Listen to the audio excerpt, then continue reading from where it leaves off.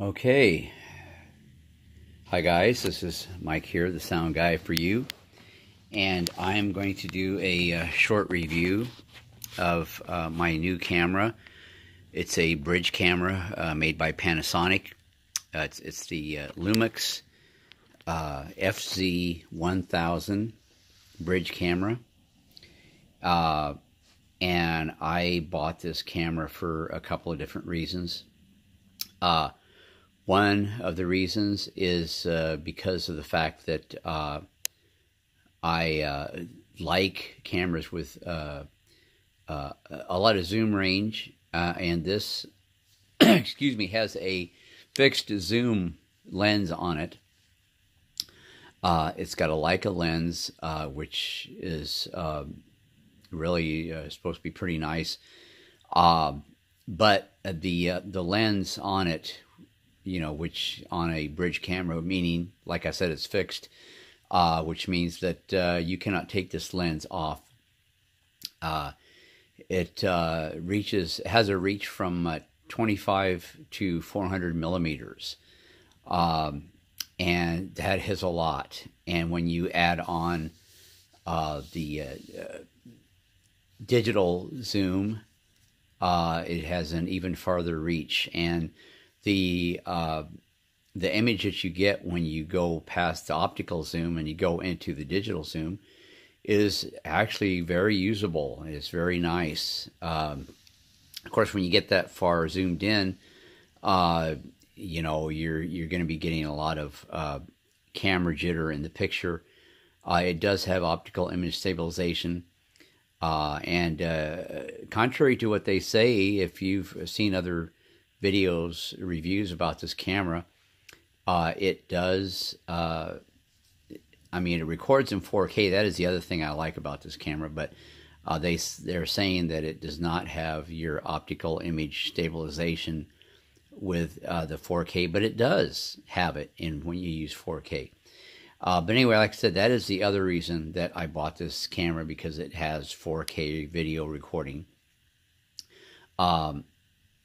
Plus, the price was very reasonable. I bought this off of eBay for, I think it like $469, which for the type of camera it is and for the type of sensor that it has, that is a very good deal. It has a 20.1 megapixel 1-inch CMOS sensor, which a lot of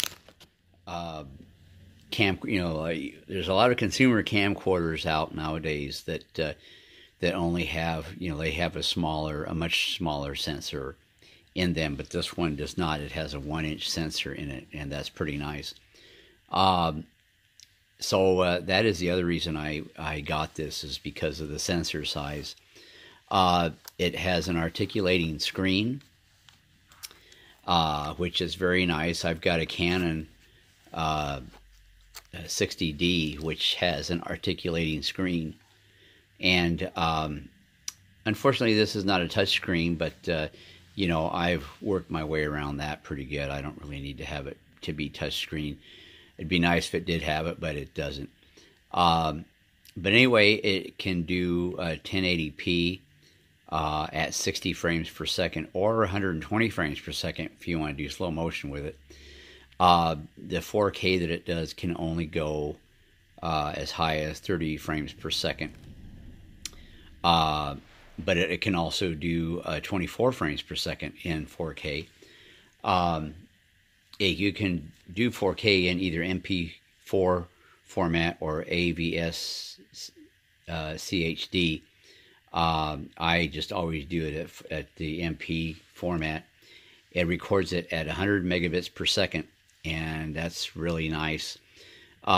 This has got a lot of function buttons on it. It has Wi-Fi, although I have not been able to set up the Wi-Fi yet, but that's, I don't really need to do Wi-Fi. I can just hook it up to my computer, and I can transfer the images to my phone on computer.